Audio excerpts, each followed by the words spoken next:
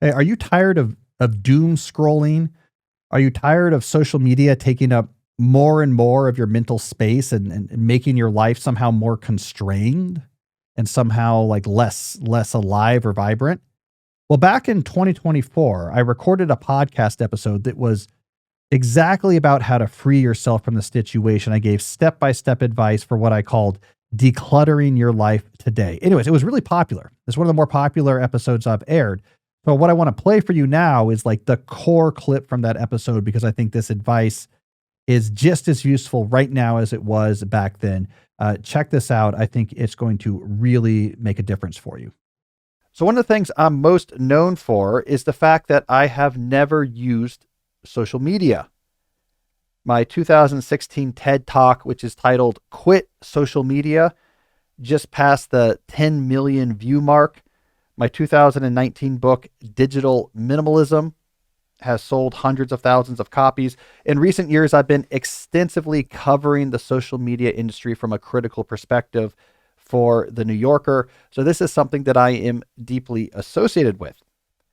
It occurred to me recently, however, how do I know I'm not missing out on something special? What if social media really has evolved into something that is a true source of value in a way that I am forgetting? So I thought today it might be fun if I was to actually live here in the show, load up some actual social media apps and see what's going on. Jesse, you can attest, I did not look at these in advance, so God knows what we're going to find. Yep. But we're going to look into some social media together and then talk about how we might repair our relationship with these tools.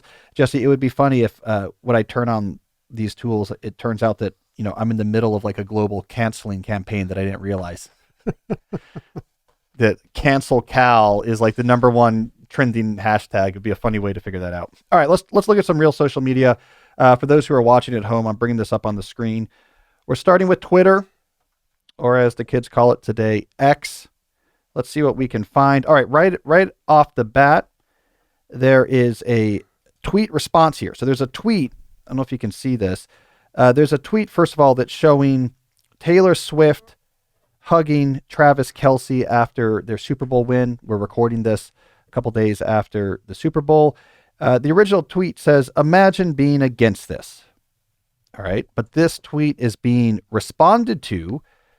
This response says, oh Lord. Okay. This response from Smug Fecundity, so I'm sure this is going to be very well reasoned and compassionate, is the following. "Look, I hope everyone finds a wonderful spouse and brings 10 kids into the world and raises them together. Here's why this falls flat for, quote, the audience, end quote. There's no hero's journey, no character arc. This is a perfect example of potential marriage as the capstone to a perfect life, and I'm against this message." Jesse, I don't even know if I know what that means. I don't know what that means either. Okay, Smug Fecundity is upset that Taylor Swift is hugging Travis Kelce. I wonder if she's whispering into his ears, "Only 2 receptions for serious yardage? Come on, Travis. You can do better." See, I could be on Twitter. All you got to do is like think of something mean to say and hope that you get clout for it. Let me click on something else on here. Hashtag farmers protest. All right. Let's just see what else is going on Twitter. I don't know what this is. A protest going on in India, it looks like. And then there's a lot of arguing back and forth about what's going on. So let me read this. "They're fighting for regime change on behalf of opposition parties," said the professional protester, Chijver Singh. And here's some video of what looks like tear gas and a crowd. There's a drone flying. All right, look, this is, I think this is like classic, as I would expect, this is classic Twitter. And I don't mean this in a dismissive way, because what we're seeing here is both the good and the bad in Twitter. The bad, I think, is let's all just take a pop culture event involving people that are impossibly distant from us, like Super Bowl champions and Taylor Swift, and just take turns seeing who can say like the more mean thing or smarmy thing and sort of hope we get clout. On the other hand, we also see Twitter highlighting here a protest happening in India that, you know, maybe you otherwise wouldn't come across it unless you were reading a newspaper. All right, so there's Twitter. Let's check in on some other social media, see what we are missing. All right, let me load up a browser here. We've jumped now on the Instagram. the gram, as I'm told it's called. I'm on the page here. Jesse loaded up is popular hashtag. So I don't know if that actually means popular post or posts that just happen to be associated with the word popular. I'm going to click on one. All right. I should be nervous, Jesse. If I click on this post, is it going to be something? Let's see. It looks harmless. It looks like a nice couple in their young 30s, well dressed with complicated glasses, arms interlocked. Let's click on this post. Oh, I got to log in. Oh, well, this is good. This means, Jesse, you don't use Instagram. All right, so we can't actually click on these without logging in. So let's just look at them. That looks nice. Here's a person with huge muscles in the gym, looking nice. We have people on vacation. This is kind of classic Instagram, looking over a nice swimming pool with cabanas. So they're probably bragging about their vacation. All right, so here's a football thing. All right, just a classic Instagram. Everyone looks kind of happy. Everyone looks like they're in good shape. Everyone is sort of showing off a life that they want you to think is good. All right, God help us. Let's jump over to TikTok. All right, what am I looking at here? It's a person playing a video game. All right, I mean, good, I suppose. Oh, I see. So look at this. So this is classic TikTok. Every time I touch the screen, it just throws up another video as soon as I get bored. All right, here's a girl saying, how much do I owe you? Someone else says, it's okay. It's on the house.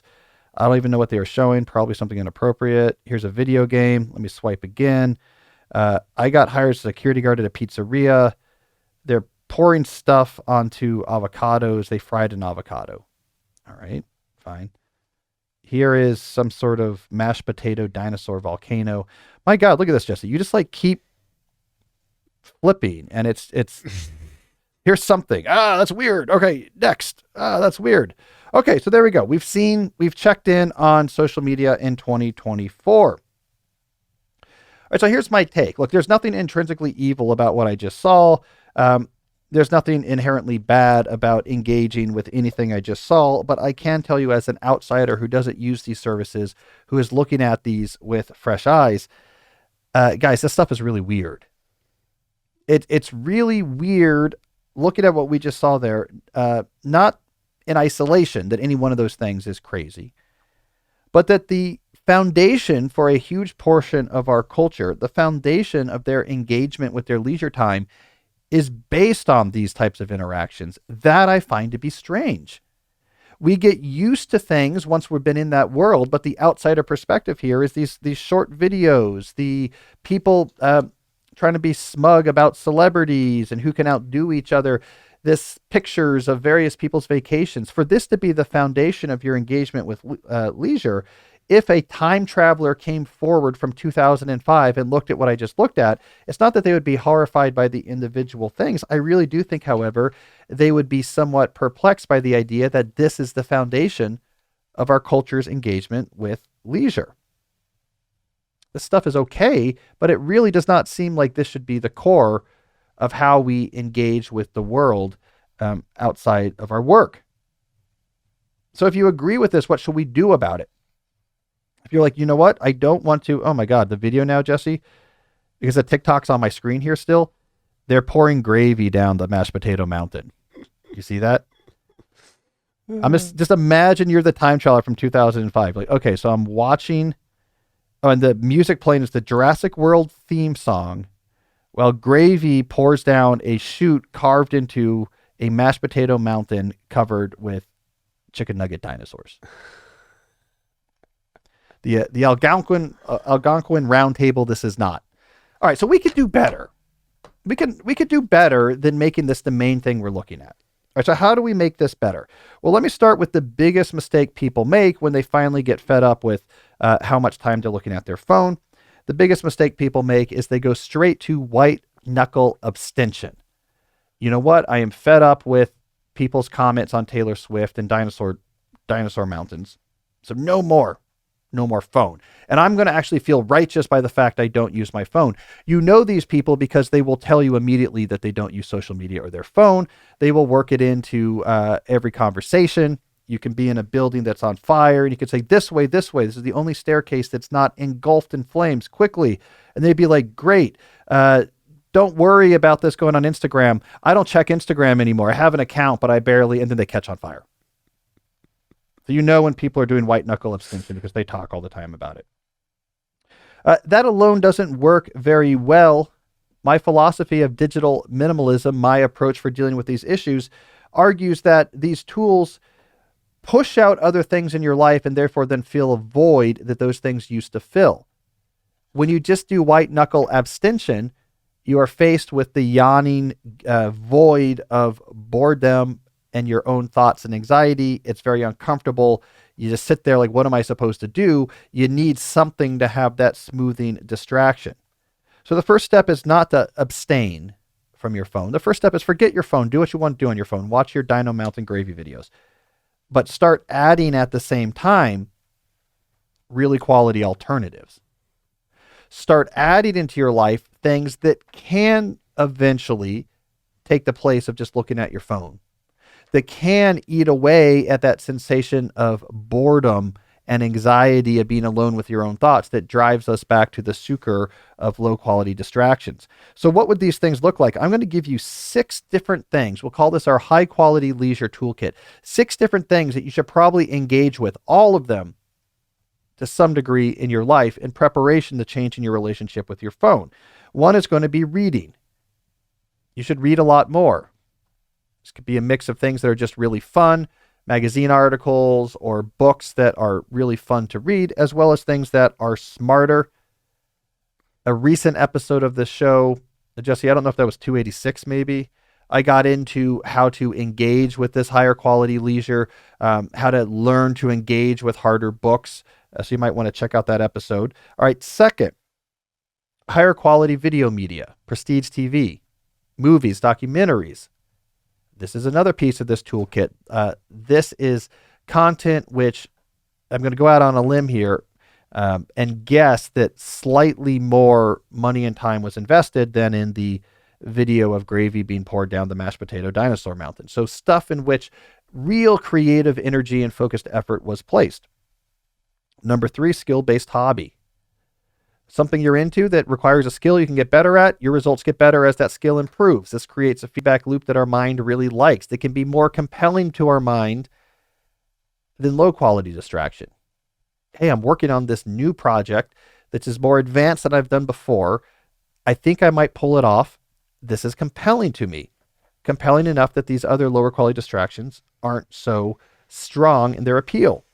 4, have some sort of exercise-based hobby, some sort of physical fitness where you're trying to build a streak, hit some marks in terms of where you want to get in your health, some sort of serious engagement with the physical. Among other things, this frees up, it frees up your body. It releases these chemicals into your mind that makes you less, gets you out of this torporific state of I'm low energy, I want to minimize energy. What's the lowest energy thing I can do to engage? It puts you more into a state of we're active, our muscles are growing, our lungs are being used. It changes your outlook at the world. Number 5, get involved with communities that meet regularly. Even if this is just friends that you have a standing, we go and see a movie every other week. We go to dinner once a month, or a bigger, more organized activity, a league or a group that you go to. Have something that meets regularly that involves other people. And 6, seek out adventures. I want to go travel to see the sports team play at the away stadium. I want to go to this museum. There's a special exhibit that's coming. I want to go read by a waterfall that I heard about that takes a 2-mile hike to get to. Things that are above and beyond what's easy and are really cool could create a really interesting experience. If you have these 6 things in your life, reading, high quality TV movies, skill-based hobby, exercise-based hobby, regular meeting communities, and adventures, take some time to add all these into your life. Now you're going to be in a position where the monopoly that your phone has on your time and attention has dissipated.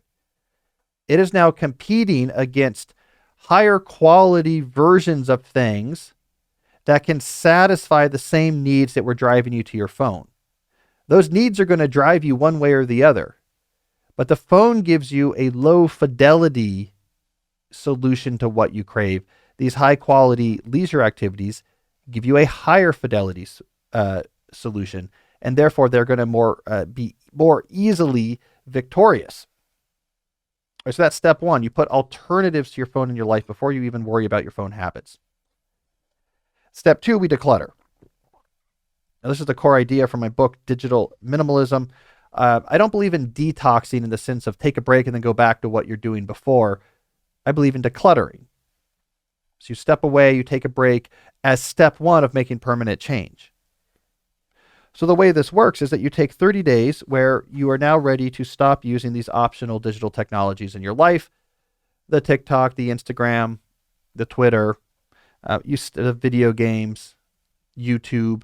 You step away from these optional technologies, but now you're prepared to do so because you have these 6 areas of high quality leisure already in your life, already rock and rolling. Just lean heavily into those. You're not staring into the void. You're not sitting there like a detoxing drug addict shaking, like, what am I going to do next? You're doing other things.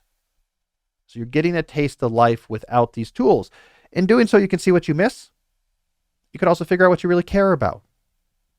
At the end of the 30 days, then you can decide what, if anything, you want to add back into your digital life.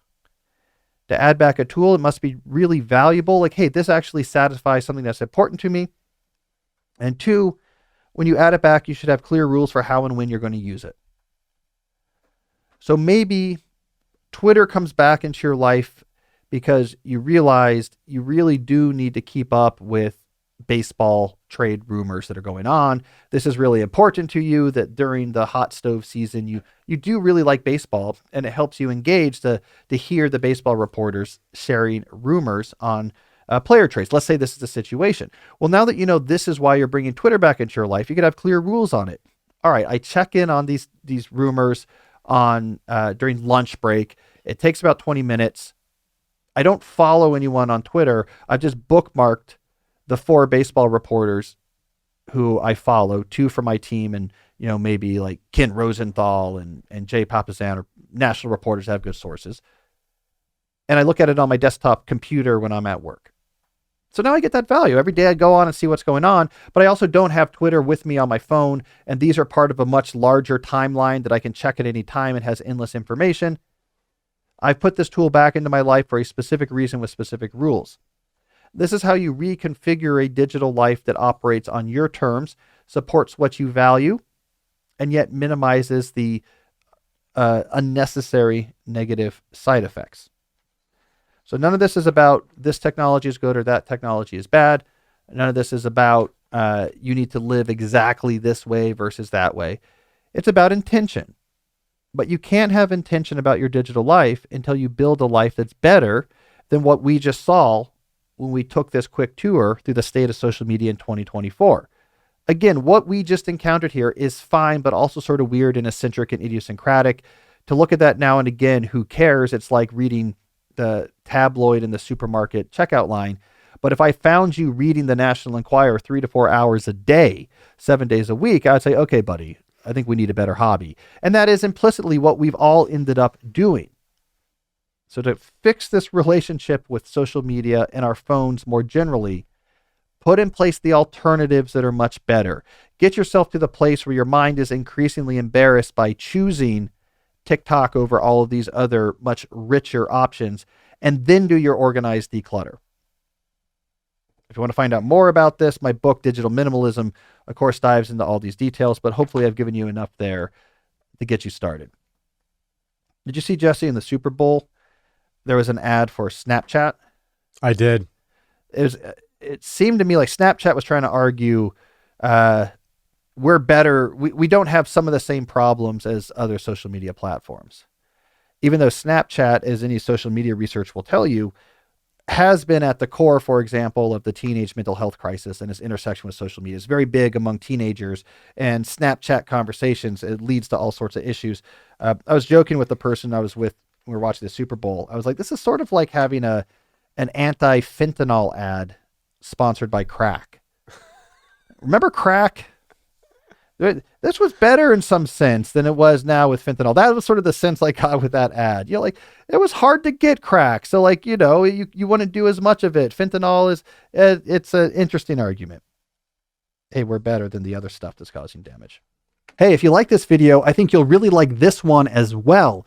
Check it out.